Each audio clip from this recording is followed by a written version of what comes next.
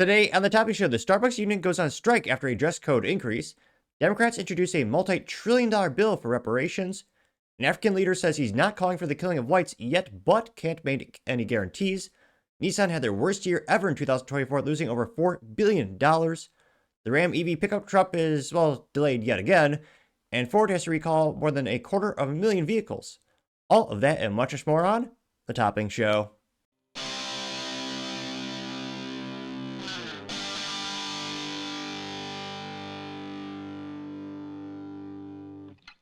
Thank you, everyone, for taking the time to tune in today. Today's episode of the Topping Show is proudly sponsored by Topping Technologies. Topping Technologies is an IT value-added reseller and services company with a special proficiency in IT security. Heck, I see their founder at least twice a day. Gotta say he's quite handsome and brilliant. He's me, see, that's the joke. If you're an IT leader or business owner, you can reach out to the team at sales@toppingtechnologies.com. Also, still giving away a free flamethrower with every IT purchase with Picatinny rail adapter, so you can mount it to any standard AR-15, like all awesome accessories can be. Go to toppingtechnologies.com and click the flamethrower button to learn more, or click the URL in the video description below. And lastly, trying to get to 5,000 subscribers by the end of the month, so if you can click that button and tell your friends, I would greatly appreciate it. Now going over to the business part of the podcast, I have Nissan posting their worst year in history, losing $4.5 billion, which is quite a pretty penny to say the least. Now, this is brought to us thanks to Motor1.com, specifically Chris Smith. And they say right there in bold print, Nissan lost $4.5 billion last year. Here's how it plans to survive. They're planning, they're trying. I don't know if they will. They say the company still has money in the bank, but it's going to get worse before it gets better. Here you can see that's more like the classic logo from around the 2008 era on one of their slideshow presentation decks there. But yeah, things aren't looking great for Nissan. Can't help but think those CVT transmissions that grenaded themselves is a major contributing factor of why no one with a modicum of intelligence, on average, is buying a Nissan. Unless you have really bad credit, or you love the Nissan Z, which is kind of sad that there's only one option for a new twin-turbo V6 with a stick shift these days in North America. But again, if I won the lottery, I'd probably get one of those. I'm not sure if I would rely upon it for a daily driver, but it seems like a fun toy to have. Now, they say, quote, Nissan just had its worst financial year in over 2 decades. The Japanese brand announced its final results for 2024, which ended on March 31st. As expected, the numbers were way down. I will also give you a visual disclaimer. I'm going to show a Nissan vehicle on screen. Ooh, it's one of those boring off-road crossovers. But at least it's an interesting paint color. It's kind of like a cream. And perhaps that might be the one reliable thing about the vehicle. The paint won't fall off. Maybe. No promises, though. They say operating profit fell 87.7% due to, quote-unquote, lower volume, a weaker mix, pricing pressure, and increased cost, per Nissan Chief Financial Officer Jeremy Papin. Increased cost was a major factor, with $405 million going to restructuring cost. At the end of the day, Nissan recorded a net loss of $4.5 billion. They note that sales were healthy despite the losses. They say, ironically, Nissan sales weren't that bad. The automaker fell just 2.8% globally, led by China, where sales were off by 12.2%. In North America, sales were actually up 3.3%. What? They're up 3.3%? Who's buying these? I don't believe this. I don't know anyone in the past, I guess Nick got one of my friends to get a Nissan truck, but I don't know anyone in the past 10 years has bought a Nissan willingly. He didn't want to pay the premium for a Ford or a Chevy pickup truck, so he bought the Nissan, which, bang for your buck for the V8 pickup truck is pretty good. And truth be told, believe it or not, he hasn't had that many reliability issues. I can't believe his sales went up in North America. That's weird. The company's revenue was nearly flat year over year, falling less than 0.5%, but Nissan is drowning in cost. This is per Nissan CEO Ivan Espinosa saying, quote, our full year financial results are a wake-up call. The reality is very clear. Our variable costs are rising. Our fixed costs are higher than our current revenue can support, unquote.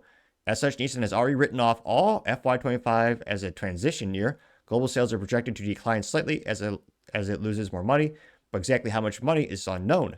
Uncertainty involving tariffs is throwing a monkey wrench in the forecast, pretty much with every automaker, but Nissan currently estimates tariffs will cost them around $3 billion. They say that's bad news for Nissan, but Nissan isn't dead yet, somehow. CEO says, quote, Nissan must prioritize self-improvement with greater urgency and speed, aiming for profitability with less reliance on volume. This is what we're setting out to do with our new recovery plan, unquote, which They also did just roll out a new dealer incentive mechanism or dealer incentive program. Historically speaking, pretty much every major automotive company has these dealer programs. So they have spiffs. They also have metrics for their sales representatives or service departments. And I think it might be an industry first. Nissan said, we're going to take all that and throw it out the window. All that matters, the only metric now is sales. And to Nissan's credit, they're handing out some crazy good bonuses and spiffs for those sales representatives, or more accurately, the dealerships that hit sales goals, who more often than not would give a highest percentage of that money to the sales representatives and the managers and such. And again, it's clear what the company's saying. We want to do sales, sales, sales. Now they're saying, oh yeah, we want to focus less on reliance on volume, which historically speaking, Nissan does a lot of those fleet sales, a lot of those rental sales.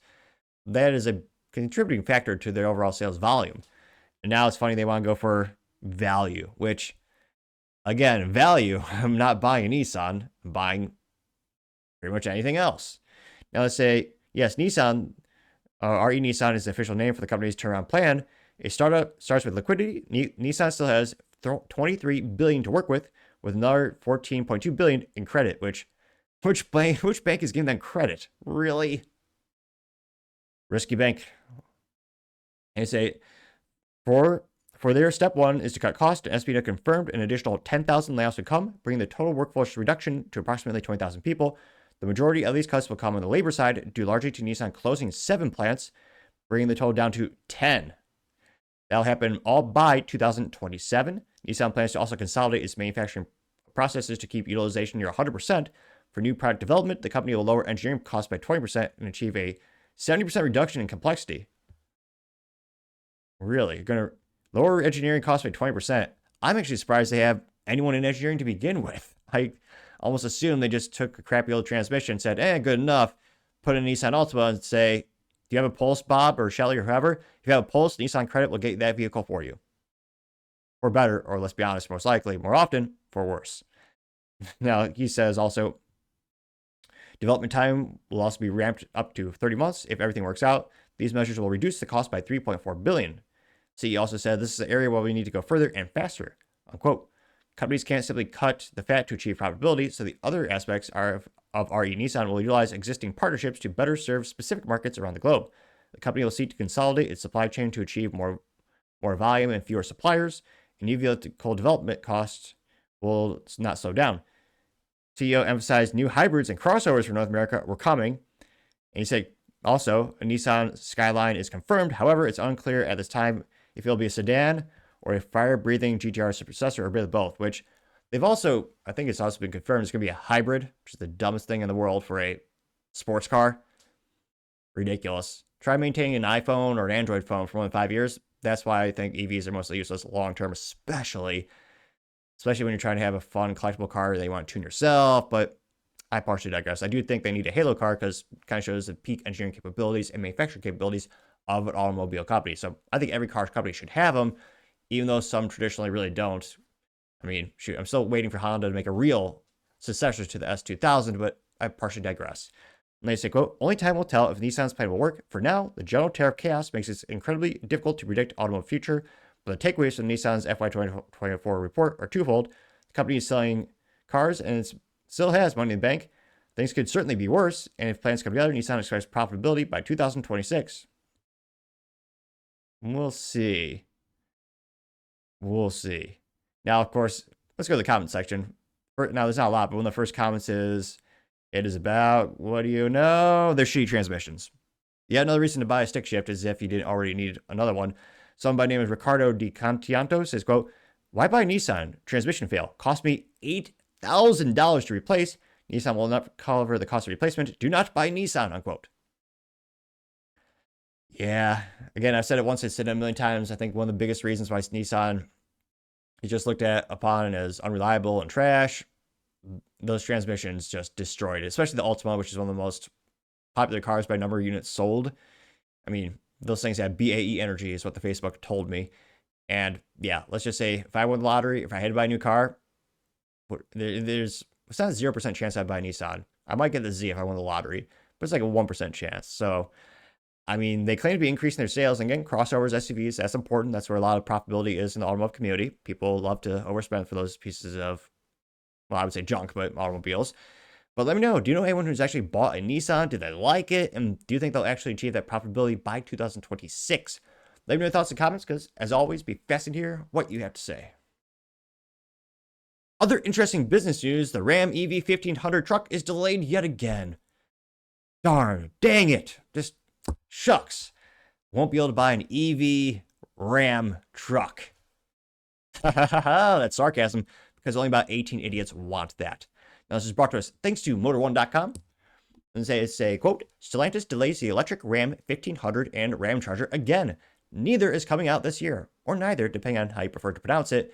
And here you can see the Ram 1500 EV, which looks like a slightly boring Ram for all 18 people who want an EV truck from Dodge, Ram, Stellantis.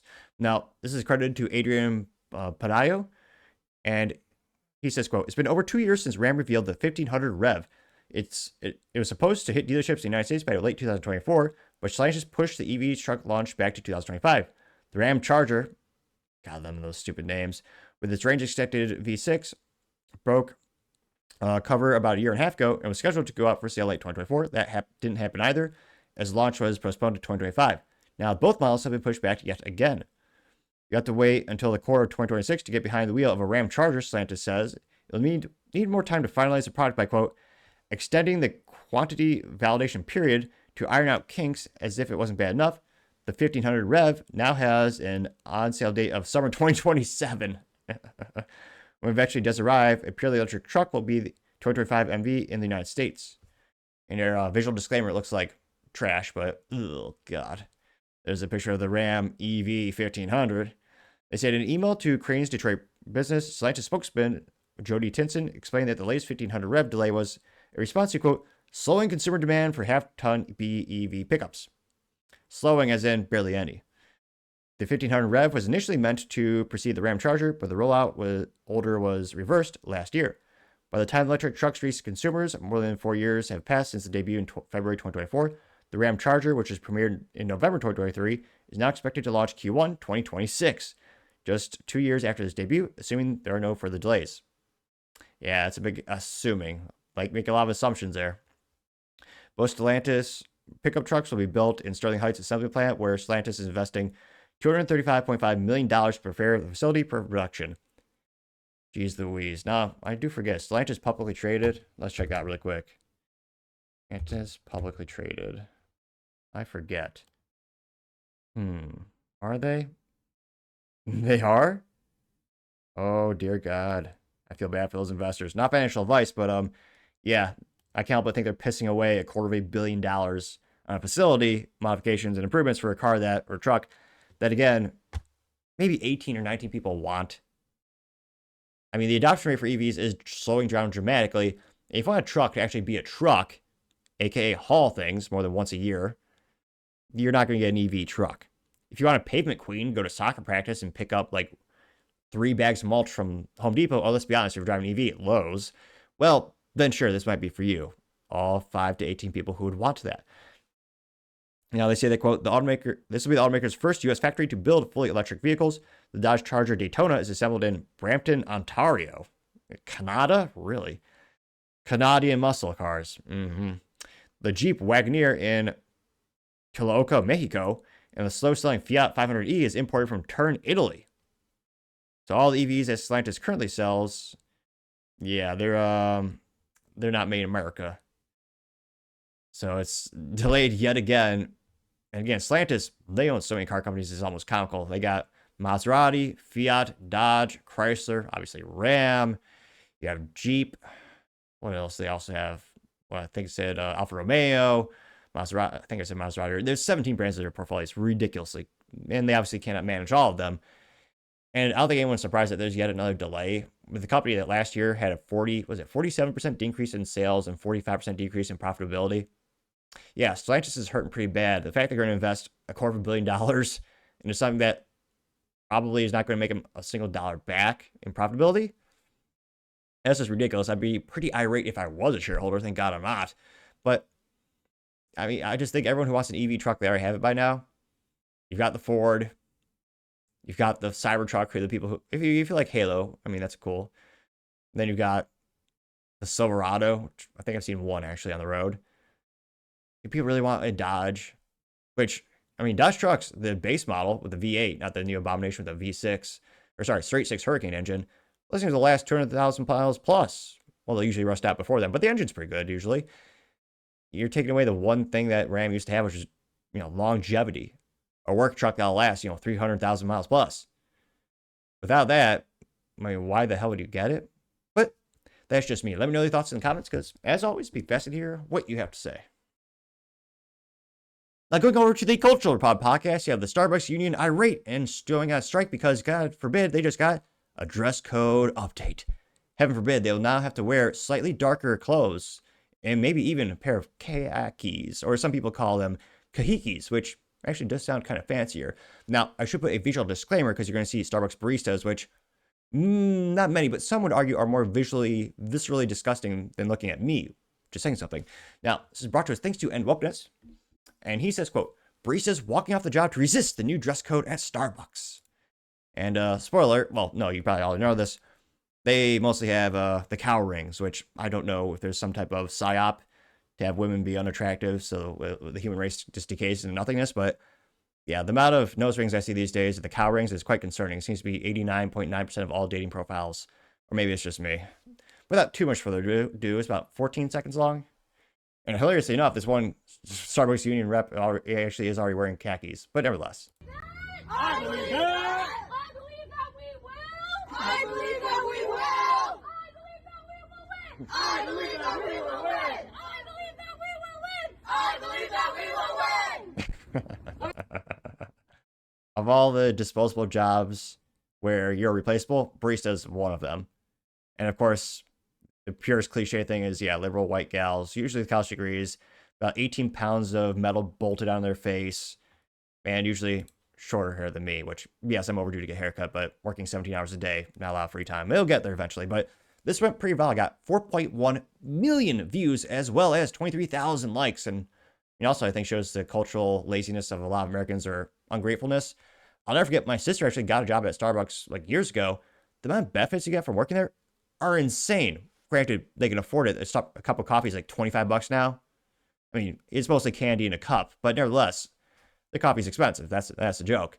I mean, you got stock options, healthcare, dental. Like, the amount of benefits you get for being a barista is ridiculously good. I mean, Howard Schultz built the best coffee company on the planet, and it's still not enough for the unions, which I think kind of shows the greed of a lot of them and ungratefulness. And now they're complaining, heaven forbid, we have to buy a slightly darker shirt and then pants. And I think they changed, the company's going to give it to them for free. Now, not to sound like a boomer. However, back in my day, one of my first jobs, I just spent about $20 on black sneakers and I think about $18 on black dress pants. So I could be a cashier at the wonderful establishment of Cinemark. Haha, sarcasm, that's okay. But I quickly made that money back in, just one day. And yeah, these people are irate that they have to dress slightly nicer. You work at the company, you have to make some concessions. I'm actually surprised. Well, I'm sure if they were actually say no facial like construction or no cow rings, they would lose about 89% of all their employees. So I understand why they might be hesitant to roll out that type of stipulation in their employment agreement contract. But again, to wear slightly nicer pants and a slightly darker shirt for branding, of course, the baristas are pissed. Now, this was pretty viral, but in terms of the scope, is about 1,000 workers walked off. Again, there's over 80,000 employees at the Starbucks these days. Not financial advice, but yes, like $80 per share, give or take, kind of fluctuates. They've been doing pretty well. Now, they also have a new CEO trying to do a turnaround plan. Former CEO of Chipotle came over to Starbucks a couple months ago. Of all the people who should have a Starbucks Rolex, he actually wears a chronograph, which is ridiculous. It's a lot more expensive, but dude, the CEO of Starbucks, how do you not have a Starbucks Rolex is beyond me. Although you cannot beat the awesomeness of a Garmin. Was this Forerunner 230 with a green band?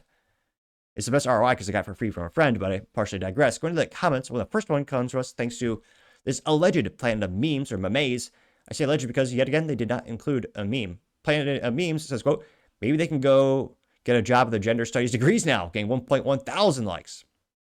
Gunther Eagleman said, quote, LOL, like anyone cares, getting 2.4 thousand likes. And again, I do think this is kind of just culturally speaking, like, and again, I think it is a culture shift in the United States. Decades ago, there's a lot less, people are a lot more appreciative of opportunity, and there really wasn't much pushback from employees if you had to have a standard uniform or you had to have a slightly darker shirt. Nowadays, these people are acting like it's the end of the world. Now, you know me, I like to get a good ROI. I got this suit like 15 years ago.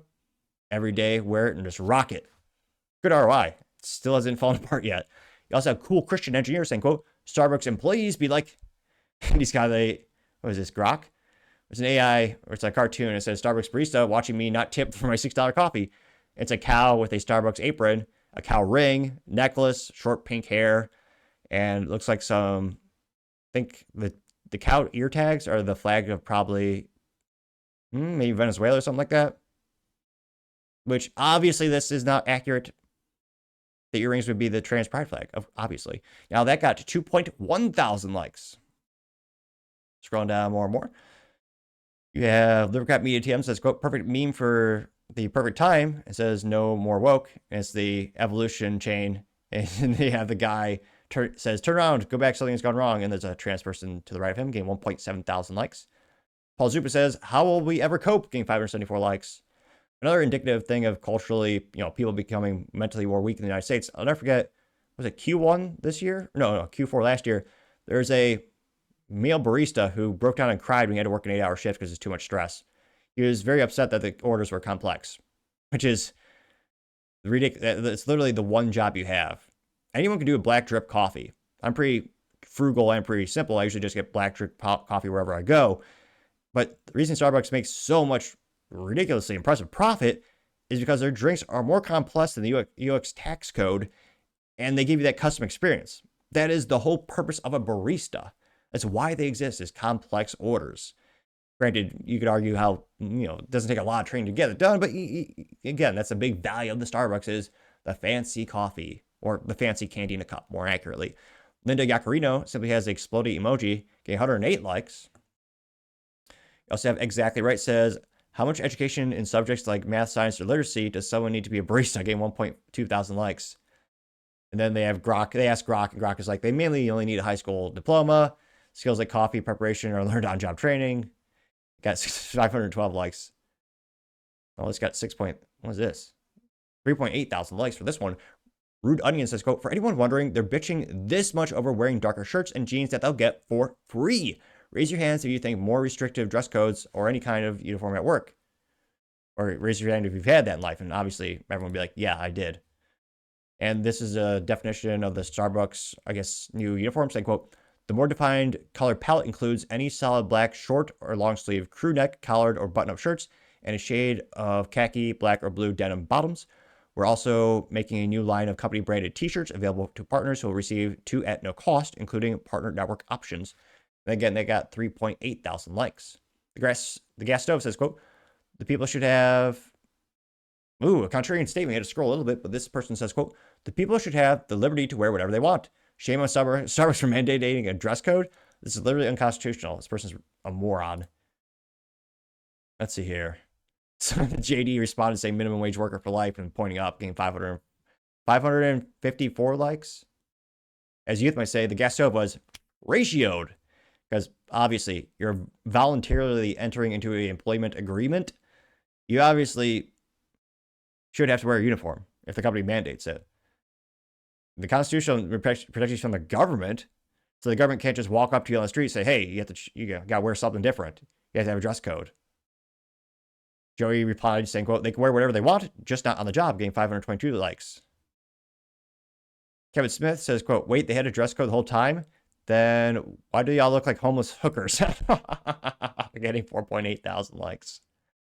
Technonic says it's only a matter of time. It's got an AI picture of what looks like to be the Tesla robot at a Starbucks with a Starbucks, what do we call it?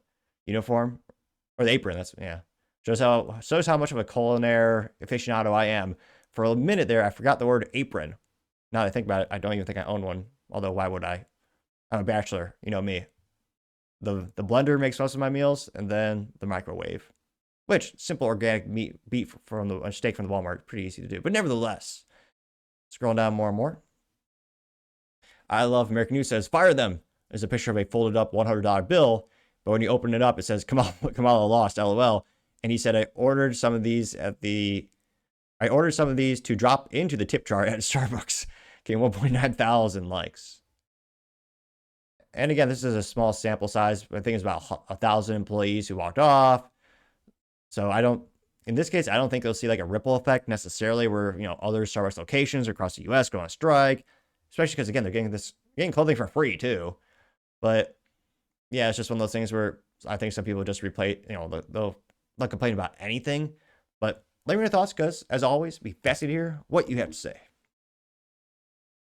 Going over to the political part podcast, you have Democrats introducing a multi-trillion-dollar reparations bill and going viral on the social media.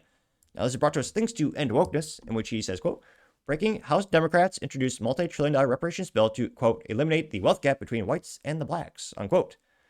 And without too much further ado, to their credit, they do have some nice, moderately nice cardstock type of flyers or poster boards.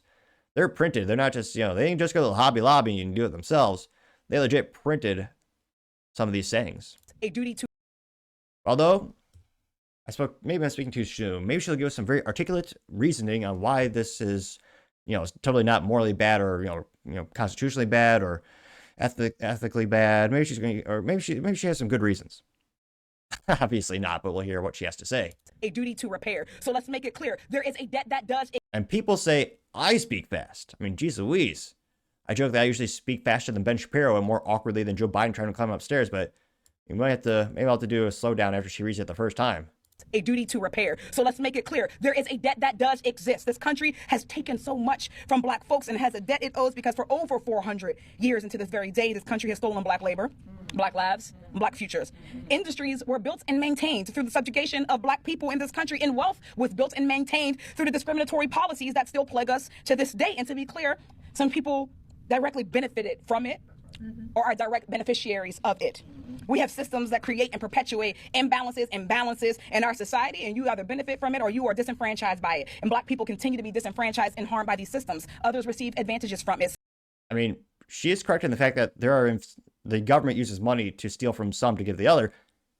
Technically speaking, you look at who makes the most money in the United States, Indian Americans or, not Native American, Indians, Asians, they actually make the most, per family in the United States, then Caucasians or whites, then African Americans.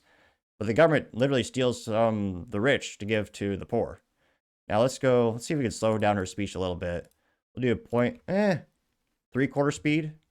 So she is slightly, debatably we'll hear her better, more articulately, perhaps. A duty to repair. So let's make it clear.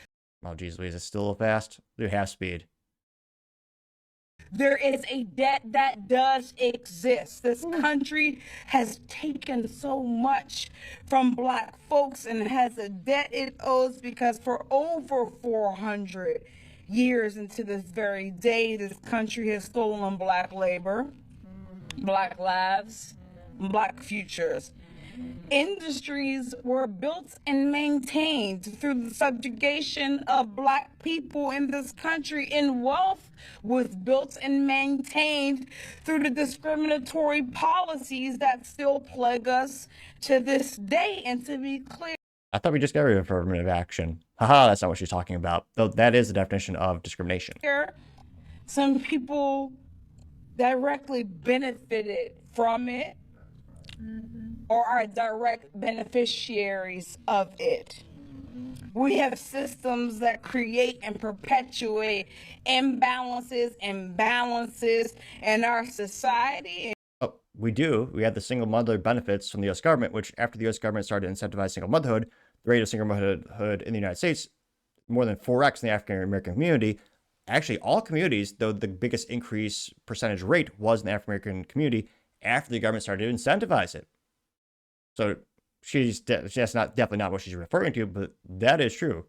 The government actually has especially they just destroyed the nuclear family by incentivizing that to exist. And you either benefit from it or you are disenfranchised by it. And black people continue to be disenfranchised and harmed by these systems. Others receive advantages from Let's see. Maybe we can afford to pay that amount. Oh, wait, we can't. Not just morally, but the U.S. debt clock is at $36.8 trillion. That's insane. Jeez Louise. 36.8 trillion dollars, I would argue, because of the ineptitudes and or corruption of Democrats and Republicans, and especially useless rhinos. Now, this is probably one of the most controversial political, cultural things in the United States is the topic of reparations. And, well, it's not just unrealistic because, again, we're trillions in debt. We have no money to pay it, even if we had. I mean, there's literally no money for that. Also, it's immoral since a lot of the people are not directly connected or benefit from slavery. My family came from Cuba legally. And no, we actually didn't swim. Fun fact, we flew. But nevertheless, it's one of the things where why should our tax dollars pay for that? We never benefited from it. I mean, it's immoral, I would argue. And it's also, are they going to go to the people who sold the slaves over in Africa? Are they going to go after them? People keep forgetting the U.S. was one of the first nations on the planet to actually end slavery. It's actually sad that there's actually more slavery now than there was back then, but now it's over across the sea, so liberals don't seem to care about it. Now, this has got about 360,000 views and 4.6 thousand likes. One of the first comments comes to us thanks to Based Electrician, who says, quote, "That's fine as long as we can charge a fee for when they use anything built or invented by whites," getting 11 likes, which would be a lot of things. Paul Zupa says, quote, "So when was this woman a slave? Oh yeah, never," getting 605 likes. It's even crazier when you think places like California want to do reparations, where California was they never had slavery ever in California. And yet they're saying taxpayers should have more money stolen from them to give people who were never slaves in California. What? Although that is not logical, but it is California logic, if that's the thing. The Democrat Media TM says, quote, "And just like that, they again know, quote, quote, what a black job means. Remember, they forget during the presidential election and kept saying Trump was racist for saying black jobs," getting 79 likes. The Democrat Media TM says, quote, "This meme is perfect in describing the Democrats 100%. It's Bob Ross doing a painting. It's the cliche gal that broke down and cried when Trump was elected the first time. He says, right here, I don't know if it could really do his voice, but I will attempt. See that bush right over there? Now, let's just add a little bitter liberal white bitch over there." You got 49 likes. The Democrat Media TM also says, "We are beyond fatigued," getting 60 likes. Gerald Pierce says, "I never understood how forcing people who had never anything to do with slavery to give money to people that have never experienced slavery is going to solve anything," getting 2.1 thousand likes, which, no, I suspect it is cause further animus and cause further race tensions in the United States. Or again, I mean, I think if you want to talk about the topic or the cultural, political topic of race relations, I think it kind of peaked and then right before Barack Obama was elected, and a lot of people then appropriately called him the divider in chief. I mean, I always tell people in the business world, I'm a big fan of the theory that capitalism defeated racism decades ago. Because again, if you want to build the best business, you take all the applications, you want to get the best of the best, and you do that by accepting, again, the larger sample size, which is everyone. Now, Deplorable also says the pandering is wild. They're posturing for midterms. They're trying to get black votes. 219 likes. And yeah, while I don't agree with this deplorable politician is doing, it makes sense. There are people who truly believe that reparations will be a thing. Even though, again, we cannot afford it. It would, in my opinion, make a lot of things worse. But there are people who will vote because they think it'll happen. And again, Republicans do this too. They say, oh yeah, we're going to get your gun rights back. Where are they, Republicans? We have the House, the White House, and the Senate. Look at my watch here. Still nothing. I'm especially bitter about the NFA Act of 1934, which is why you have to pay a $200 extortion tax if you want to buy things like suppressors, short-barrel rifles, short-barrel shotguns, machine guns, destructive devices. The government said at the time, oh yeah, you can have your rights, but you get to tax you for it. Which at the time, a suppressor was $7, so they put a $200 tax on a $7 item, thereby destroying the whole industry and stealing away people's rights for almost 100 years. Until inflation, the one time did help us, now it's easier to afford. Yeah, let's just say $200 back then. I did the math. Well, I used the inflation calculator. It's about $4,500 now. Republicans say they're very pro-gun, and yet they just skirted a vote that would have gotten rid of that $200 tax stamp because they're useless rhinos. But again, Republicans pander too. They say, oh yeah, we love our gun rights. We got to give them gun rights. And again, we've had some strides, don't get me wrong. But in terms of big, like getting our rights back, I've yet to see it. So again, this some people are critiquing this gal for pandering. Again, she is. That's unfortunately part of politics. And this will get her votes. They'll get her donations. I mean, they have a successful track record of that. I believe it. But let me know. Do you think this type of methodology is still effective? I mean, it's worked for decades. But yeah, let me know your thoughts. Because as always, be fascinated to hear what you have to say. Other interesting political news: you have an African leader saying he's not calling for the killing of whites for now. Yet another reason to get the hell out, which is why so many refugees are leaving Southern Africa for the United States. Now, this is brought to us thanks to End Wokeness, in which he says, quote, EFF leader in South Africa.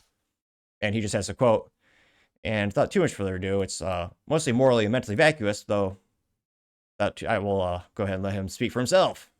I don't know what's going to happen in the future. I'm saying to you, we have not called for the killing of white people, at least for now. I can't guarantee the future. Yeah, but I mean, you'd understand somebody watching that, especially as it gets shared on Twitter, they freak out. It sounds like a genocidal call. Cry babies. Cry babies. I'm not calling for the slaughter of white people, at least for now. I can't give a guarantee of the future, especially when things are going the way they are. Subtext. Especially if things are going the way they are, there will be a revolution in this country, I can tell you now. This is ironic as always, the titles. He's the leader of the Economic Freedom Fighters. Right. Yeah, let's just say their area of the world has a long track record of, genocide. So I'd be especially concerned to live there. Now, this went pretty well. I got 36.1 million views and 32,000 likes. So I should clarify, I'm sure it will be safe and a great place to live next year, just like Chicago. Haha, that's a funny pun politically and, well, it's culturally, well, maybe in dark humor, because they say that every year about the city of Chicago, just like the Chicago Bears. And lo and behold, yeah, it's never happening. Now, going to the comments, again, I got 36.1 million views and 32,000 likes. You have Jay saying, quote, hey, CNN, you should be ashamed of yourselves for promoting genocide and lying about it, getting 199 likes. Gorkland Rust, apparently very popular, simply says psycho, getting 6,000 likes.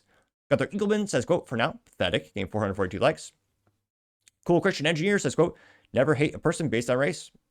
Getting 18, let's make it 19 likes, which, yeah, no one would be more disappointed by coming back from the dead than Martin Luther King Jr., who, again, he was all about treating man based on their, actions, their morals, and not giving a damn about race. And unfortunately, these days, it's a pretty big thing that people focus on, though I don't think they should. Paul Zupa says, quote, we all know why the legacy media is not covering this, getting 337 likes. Crazy Vob says, and they'll find out soon. And it says South Africa, and again, I do not see a specific source here or a URL to the website for the statistics, so take them with a grain of salt. Pun moderately intended, though. They actually don't import salt, apparently. That's what Utah salt flats are for, but I'm only partially kidding. They say, quote, South Africa will F around and find out. White farmers currently produce 95.3% of their corn, 98.7% of their wheat, 97.6% of their cotton, 97.2% of their citrus, 99% of their potatoes. But is that just for the Irish? I'm kidding, obviously. 91.4% of their tomatoes, 46.9% of their soybeans, 45.8% of their poultry, 66% of their cattle, and 89% of their wool. And that got 1,000 likes, which, yeah, we've seen these issues before when you attack the farmers or have the government seize the means of production. Obviously, China, it's a big history note in terms of mass starvations when the government takes over land and production. And if all the farmers are leaving there, or again, this is the white farmers, yeah, probably not going to be good. Now, you also have, one of the most liked comments comes to us thanks to Mirthful Moments, saying, quote, South Africa in 21st century, sorry. It says Rome 2,000 years ago, and you have beautiful marble statues, you have beautiful marble buildings. Jeez Louise, it says Africa about an hour ago. This little straw hut and the guy with clothing on. So again, that's not all of Africa. Dave Chappelle famously went to a bunch of malls in Africa when he left the United States decades ago. So again, it's most, and that's not, again, obviously there's tribes there, but they have infrastructure. That's why China is also investing heavily into that continent and putting out the Silk Road program. Though again, this did get 2.6 thousand likes. Going back to the main comment section, you have literal puppet master saying, quote, there's literally a video of a bunch of them chanting to kill whites. He can't lie to people like he thinks he can, getting 1.1 thousand likes. Crazy Vibe says, our media is doomed. It says, why is the news media freaking out about 50 white farmers from South Africa being granted refugee status? The left is fine with 20 million third world fake refugees coming, but the leftists object to real refugees fleeing violence. Is it because they're white? You get 315 likes. I think so. Medicine Man says, quote, calling whites crybabies when your entire political platform is crying about white is quite a display of idiocy, getting 1.7 thousand likes. Going down more and more. I see. Oh, here we go. There's them chanting on stage. See, again, they have infrastructure. They have a radio antenna and a stadium. This is from Spitfire, she says BS. And they have t-shirts. Again, a lot of t-shirt. Not a lot of. There's a lot of t-shirt production. Textiles is huge. And it says our land and jobs now on the t-shirt.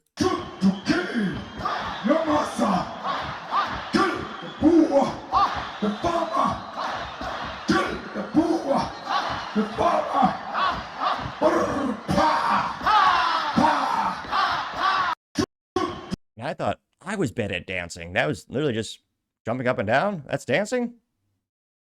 Shoot, I got more style than that. Though my dance skills are about on par with Elaine from Seinfeld, but nevertheless, that got 579 likes. Scrolling down more and more, we have Mr. Pitbull. What does he say? He says, let me tell you who are the most racist towards the blacks. And he claims Asians, Arabs, Indians, Mexicans, blacks, whites, yes, in that order, getting 733 likes. So again, this is one of the most popular geopolitical things globally. We'll see how long this is a major topic, and hopefully, again, no one actually perishes. But let me know, are you surprised by this? Do you think things will get worse before they get better? Let me know your thoughts, because, as always, be fascinated to hear what you have to say. Now, going over to the business blunder of the day, you have Ford recalling over 250,000 vehicles.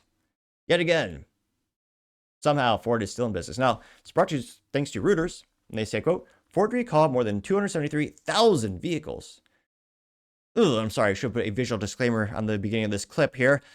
Now you have to see a Ford product, which, unless it's a Mustang, they kind of visually unappealing, I think. This is the Ford Expedition on the screen here, one of their big old SUVs. Now they say, quote, Ford Motor Company is recalling 273,789 vehicles in the United States as a loss of brake function might increase a crash. Whoops. According to the National Highway Safety Traffic Administration, the recall affects 2022 to 2024 model year Navigator and Expedition vehicles, which, again, when you look at automobiles, the industry, the most profitable things they sell are trucks and large SUVs. Americans love to pay as much as they want for those things. That's why Ford, past couple years, consolidated to make mostly SUVs, crossovers, and, trucks, and the Mustang. And the most profitable, important vehicle you make still has reliability issues. Why, Ford? Again, they've had now over 40 recalls in the year thus far.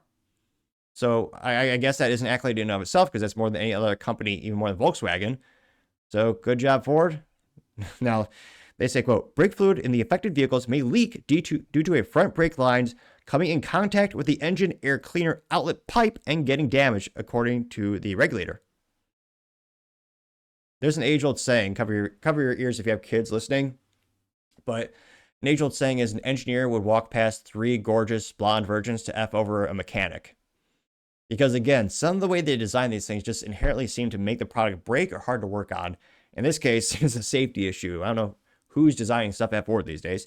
Now they say dealers are expected to inspect and replace the front brake lines and air cleaner outlet pipe, if necessary, free of charge. Though again, it's going to cost the shareholders, the company, and the dealership something. They say owners will receive notification letters by May 26, according to the National Highway Safety Administration. And it sounds like they'll get, physical mail and maybe some virtual mail, or just tune into the show where we cover the recalls, usually sometimes weeks or months beforehand. They're actually mailed out from the manufacturer.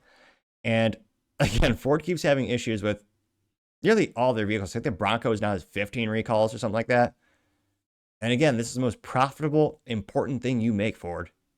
Again, right now, they're losing money on EVs. I think they lost 5.2 billion on EVs in 2024, on track to lose $5 billion this year.